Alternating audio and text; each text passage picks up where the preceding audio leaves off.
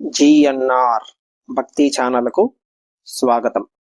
మనం కంచికామకోటి పీఠాధీశ్వరులు నడిచే దేవులైన శ్రీ శ్రీ శ్రీ చంద్రశేఖరేంద్ర సరస్వతి మహాస్వామి వారి దివ్య మహిమలను తెలుసుకుంటున్నాం.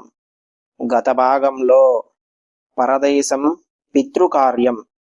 ఒక 50 ఏళ్ల వయసులో ఉన్న ఒక ధనవంతుడు తన కుటుంబంతో కలిసి స్వామివారి దర్శనానికి వచ్చాడు. అందరూ ఖరీదైన దుస్తులు నగలు వేసుకుని ఉన్నారు. అతని వంతు రాగానే మహాస్వామి వారి ఎదురుగా ఉన్న నేలపై కూర్చున్నాడు. స్వామివారు యథాలాపంగా అతన్ని చూశారు. అతను మలయాళ యాస కలిసిన తమిళంలో మాట్లాడటం మొదలు పెట్టాడు. పెరియావా, గత 25 ఏళ్లుగా నేను అమెరికాలో ఉంటున్నాను. నాకు భారతీయ వనితయే కావాలని ఇక్కడికి అదే పనిగా వచ్చి మరీ పెళ్లి చేసుకున్నాను. ఈమె నా భార్య, వీరు నా కుమారులు, నా కుమార్తెలు. మేము విదేశాలలో ఉన్నప్పటికీ మేము మన భారతీయ సనాతన బ్రాహ్మణ పద్ధతులు సంప్రదాయాలు తూచా తప్పకుండా పాటిస్తాము. ప్రతిరోజు 2 సార్లు తప్పకుండా సంధ్యావందనం చేస్తాను. నేను ఒకసారి కూడా మా తల్లిదండ్రుల సంవత్సరిక శ్రాద్ధం తప్పలేదు. దానికి కావలసినవన్నీ నాకు ఇక్కడి నుండే లభిస్తాయి. పెరియావా, మీకు తెలుసా, నేను ఈ విషయంలో చాలా జాగ్రత్త తీసుకుంటాను. గతించిన మా తల్లిదండ్రులు ఊర్ధ్వలోకాలు పొందడం కోసం ఎంతటి ఖర్చుకైనా నేను వెనకాడను. దీనికి కేవలం 2 కారణాలు. మొదటిది, నాకు జన్మనిచ్చిన తల్లిదండ్రుల కోసం. రెండవది, నేను నా కొడుక్కి ప్రేరణ కావాలి. అంతే కదా. పెద్దలైన మనం మంచి మార్గంలో పయనించి రాజమార్గం ఏర్పరిస్తే కదా రేపు మన పిల్లలు కూడా అలాగే పెడతారు. రేపు నా కొడుకు నాకు కూడా చేస్తాడు. పితృదేవతల కంటే పెద్ద దేవుడు ఎవరున్నారు చెప్పండి? వాళ్ళ రుణం తీర్చుకుంటాను. పెరియావా, నేను చెప్పినది నిజం కదా, మీరేమంటారు అని చెప్పుకొచ్చాడు. అక్కడ నిలబడ్డ మఠం ఉద్యోగులతో సహా అందరూ అతను మాట్లాడిన మాటలకి, అతని అహంకారానికి, అతని వైపు కోపంగా చూస్తున్నారు. మహాస్వామి వారు అంతసేపు తల వాల్చుకుని నేలను చూస్తున్నారు. చిన్నగా తల ఎత్తిన మహాస్వామి వారు అతన్ని ప్రశ్నలు అడగడం మొదలు పెట్టారు. అక్కడ శ్రాద్ధం నిర్వహించడానికి కావలసినవన్నీ ఇక్కడి నుండి తెప్పించుకోవడానికి ఎంత ఖర్చు అవుతుంది అని అడిగారు. దానికి కొంత డాలర్లో చెప్పాడు అతను. అందుకు మహాస్వామి వారు, అంత ఖర్చు అవుతుందా? శ్రాద్ధ మంత్రాల మాటేమిటి అని అంటే, అవి టేప్ రికార్డర్లో పెట్టుకొని అక్కడే నిర్వహిస్తాను అని చెప్పాడు. శ్రాద్ధాన్ని ఇలా కూడా చెయ్యొచ్చా అన్నారు స్వామివారు. ఇక్కడికి వచ్చి మళ్ళా అమెరికా వెళ్ళడానికి ఒకసారికి నీకు ఎంత ఖర్చు అవుతుంది అని అడిగారు. అతను దాన్ని సుదీర్ఘంగా ప్రయాణ వివరాలతో కలిసి లెక్కలు చెప్పాడు. నువ్వు ప్రతి సంవత్సరము ఇక్కడికి వస్తావా అని అడిగారు స్వామివారు. వస్తాను, ఖచ్చితంగా సంవత్సరానికి 2 సార్లు వస్తాను. ఒకటి అధికారికంగా, రెండవది అనధికారికంగా అని చెప్పాడు. ప్రతి సంవత్సరం తప్పకుండా డిసెంబర్ నెలలో ఒకసారి, నవరాత్రులకు ఒకసారి మొత్తం కుటుంబంతో కలిసి వస్తాను. నవరాత్రికి ఇక్కడికి రావడానికి కారణం, ఒకటి, లోకమాత అయిన జగన్మాత, ఆమె మీద ప్రేమతో ఇక్కడికి వస్తాను. రెండవది, జీవితంలో డబ్బు ఒక్కటే పరమార్థం కాదు, ఇటువంటి మంచి అలవాట్లు కూడా పిల్లలకు నేర్పాలి అన్న ఉద్దేశంతో వస్తాను అని చెప్పాడు. మహాస్వామి వారు, అంటే నువ్వు అక్కడ బాగా సంపాదించి నీ పిల్లల్ని పితృదేవతల్ని సంతోష పెట్టడానికి అమితంగా ఖర్చు పెడుతున్నావన్నమాట అన్నారు. ఇప్పుడు అక్కడున్న ఇతరులకు ఆనందంతో మహాలలో వెలుగు వచ్చింది. మరొక వైపు ఆ కుటుంబం వారికి ఎక్కడో ఏదో తగిలినట్టు ఉంది. నీకు అనుకూలంగా ఉండడం కోసం నువ్వు ఎంత ఖర్చు పెట్టి అయినా కావలసినవన్నీ ఇక్కడి నుండి తెప్పించుకుంటున్నావు, నీ పితృకార్యాల కోసం. అక్కడ శ్రాద్ధ కర్మలు చెయ్యమని నీకు ఎవరు చెప్పారు? ఆ పరదేశంలో నువ్వు అర్పించిన పిండాలను పితృదేవతలు ఎలా తీసుకుంటారు? పితృదేవతలకి అమావాస్య తర్పణాలు, మహాలయ తర్పణాలు, శ్రాద్ధ కర్మ పిండాలు తీసుకునే హక్కు ఈ పుణ్యభూమి భారతదేశంలోనే ఉంది, మరే దేశంలోనూ లేదు. ఈ కారణం వల్లనే భారతీయ బ్రాహ్మణులను సముద్రం దాటి దేశాంతరాలు ఖండాంతరాలు పోవద్దని శాస్త్రం చెప్పింది. ఈ పితృకర్మలు వారి ఆశీర్వచనముల కొరకు చేసేవి. అవును, నువ్వు చెప్పినది నిజం. పితృదేవతలను మించిన దైవము లేదు. నువ్వు అక్కడ శ్రాద్ధం పెట్టిన ప్రతిసారి వారందరూ ఆతృతతో, ఆకలితో ఆ పిండాలను తీసుకుని మిమ్మల్ని ఆశీర్వదించడానికి వస్తారు. కానీ వారు అవి తీసుకోలేక ఆకలితో వెళ్లిపోయి మిమ్మల్ని శపించారు ఇన్నేళ్లు. అమ్మవారిని కొలుచుకోవడానికి ముందుగానే ప్రణాళిక వేసుకుని ఇక్కడకు రావడానికి నీకు కుదురుతుంది. కానీ పితృకార్యం చేయడానికి ఇక్కడికి రావడం నీకు పనికిరానిది అయ్యింది. నువ్వు ఇచ్చే జలాల కోసం, పిండాల కోసం నీ పితృదేవతలు ఆత్రంగా ఎదురు చూస్తున్నారు. వెంటనే నువ్వు మీ ఇంటి పురోహితునికి ఈ 25 ఏళ్లకి సరిపడా శ్రాద్ధ కర్మలు చేయడానికి సిద్ధం చెయ్యమని చెప్పు. నీకు వీలు ఉన్న ప్రాంతంలో వెళ్లి పితృకర్మలు చెయ్యి. మీ పితృదేవతలు నిన్ను ఆశీర్వదిస్తారు అని చెప్పారు. ఆ ధనికుడి అహంకారం పోయింది. కళ్ళ నీరు కారుతుండగా పరమాచార్య స్వామి వారి పాదాలపై పడి క్షమించమని వేడుకున్నాడు. మీ ఆజ్ఞ ప్రకారం ఇప్పుడే వెళ్లి అన్ని సంవత్సరాలకు శ్రాద్ధ కర్మలు చేస్తాను. మమ్మల్ని అనుగ్రహించి మాకు ప్రసాదం ఇచ్చి పంపవలసిందిగా స్వామివారిని వేడుకుంటున్నాను అని అన్నాడు. పరమాచార్య స్వామివారు దయతో కలకండ, కుంకుమ, పువ్వులు అతని భార్యకు ఒక రవిగల బట్ట ఇచ్చి, మీరందరూ మఠంలోనే భోజనం చేసి కామాక్షి అమ్మవారి దేవాలయానికి వెళ్లి భగవతిని దర్శించుకుని వెళ్ళండి. మీ పితృకర్మలు ముగించుకుని అమెరికాకు వెళ్లేటప్పుడు మళ్లీ ఇక్కడకు రండి. మీరందరూ క్షేమంగా ఉంటారు అని ఆశీర్వదించి పంపించారు. ఆ కుటుంబం మొత్తం స్వామివారికి సాష్టాంగం చేసి, ఇదే మాకు కావలసింది పెరియావా అని ఆనందంతో వెళ్లిపోయారు అని మనం గత భాగంలో తెలుసుకున్నాం. ఈరోజు మహాస్వామి వారి మరొక దివ్య మహత్యాన్ని తెలుసుకుందాం. మహాస్వామి వారి మరెన్నో దివ్య మహిమల కోసం GNR భక్తి ఛానల్ను సబ్స్క్రైబ్ చేయండి. చేసిన వారు లైక్ చేసి షేర్ చేయండి. తప్పకుండా కామెంట్ చేయండి. శ్రీ మహాగణాధిపతయే నమః. శ్రీ గురుభ్యో నమః. శివాయ గురవే నమః.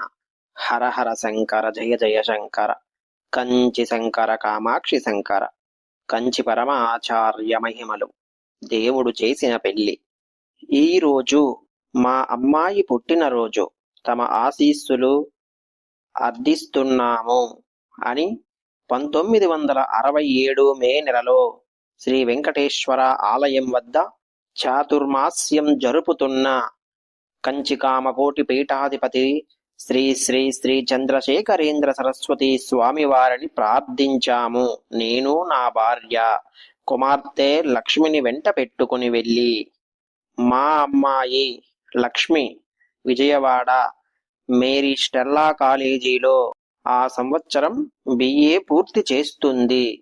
కాలేజీకి సెలవులు రావడం వల్ల రోజు స్నేహితురాళ్లతో కలిసి శ్రీ వెంకటేశ్వర స్వామి గుడికి వెళ్లి స్వామివారు చేసే చంద్రమౌళీశ్వర పూజలు చూస్తుండేది. సాయంత్రం స్వామివారి ప్రవచనాలు వింటూ ఉండేది.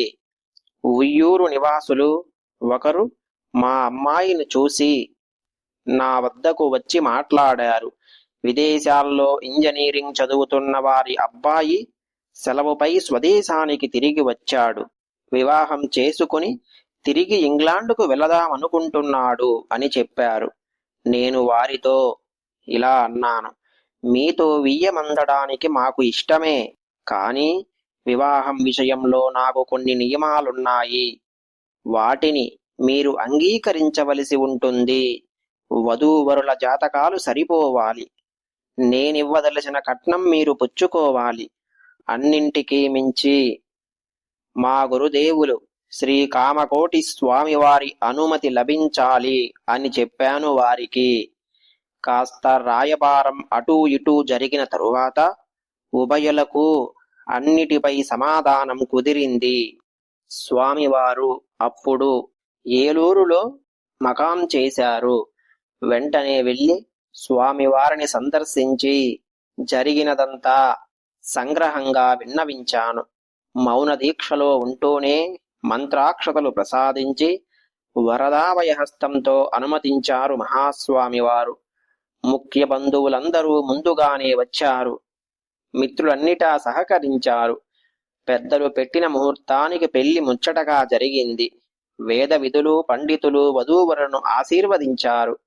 తలవని తలంపుగా జరిగిన ఈ కథంతా నెమరు వేసుకుంటే ఇది గురు కటాక్షమే తప్ప మానవ ప్రయత్నం ఏమాత్రం కాదని నాకు రూఢి అయ్యింది.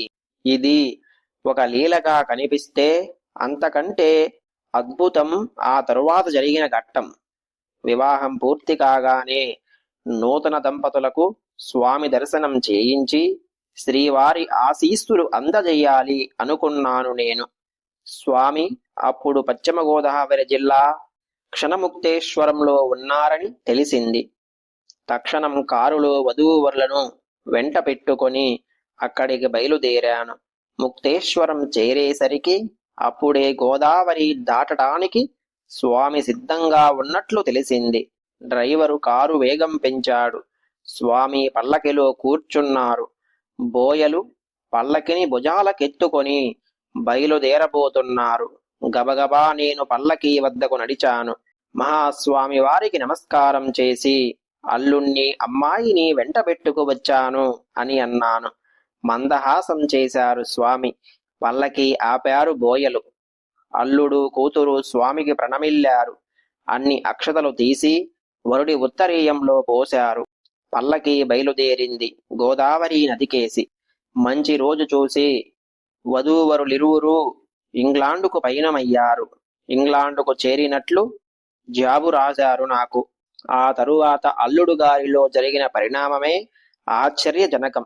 బాల్యంలో ఉపనయనమప్పుడు పురోహితుల వద్ద నేర్చుకొని ఎన్ని రోజులు సంధ్య వార్చారో ఏమోగాని ఇంగ్లీషు చదువులు చదివిన ఆధునిక బ్రహ్మచారులు అనేకుల ధోరణిలో అటు తరువాత సంధ్యకు స్వస్తి చెప్పడం సంభవించింది. అలాంటి యువకుడు వివాహానంతరం స్వామిని సందర్శించి తరువాత విదేశంలో 2 వేలలా సంధ్య వార్చడం ప్రారంభించాడు. కొంతకాలానికి చదువు ముగిసింది. బొంబాయిలో ఒక ప్రఖ్యాత ఇంజనీరింగ్ కంపెనీ వారు ఇంగ్లాండులో చదివిన ఇంజనీరింగ్ పట్టభద్రులకు తమ కంపెనీలో ఉద్యోగాలిచ్చి భారతదేశానికి పిలిపించుకున్నారు. ఈ విధంగా సెలెక్టు అయిన వారిలో మా అల్లుడు కూడా ఒకరు. స్వదేశానికి తిరిగి వచ్చినది మొదలుకొని ఆయన త్రికాల సంధ్యావందనం, నిత్యాగ్నిహోత్రం చేస్తూ ఉద్యోగంతో పాటే రోజుకు సుమారు 6 గంటలు అనుష్ఠానంలో ఉంటారు.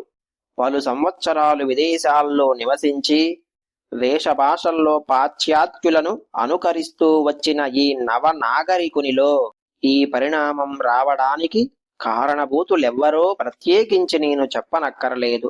మహాస్వామి వారు ప్రకృతి శక్తులను వశపరుచుకుంటారు. సృష్టికి ప్రతిసృష్టి చేస్తారు. విశేషించి మానవ ప్రకృతినే మార్చివేస్తారు. దానవుడు మానవుడవుతాడు, నరుడు నారాయణుడవుతాడు. ఇదంతా మహాస్వామి వారి దివ్య మహత్యం, ఆయన కరుణాకటాక్షం. హర హర శంకర జయ జయ శంకర. కంచి శంకర కామాక్షి శంకర. కంచి పరమాచార్య మహిమలు. మహాస్వామి వారి మరెన్నో దివ్య మహిమల కోసం GNR భక్తి ఛానల్ను సబ్స్క్రైబ్ చేయండి. చేసిన వారు లైక్ చేసి షేర్ చేయండి. మహాస్వామి వారి మరొక దివ్య మహత్యంతో రేపటి రోజున మళ్ళీ కలుసుకుందాం. ఓం నమః శివాయ.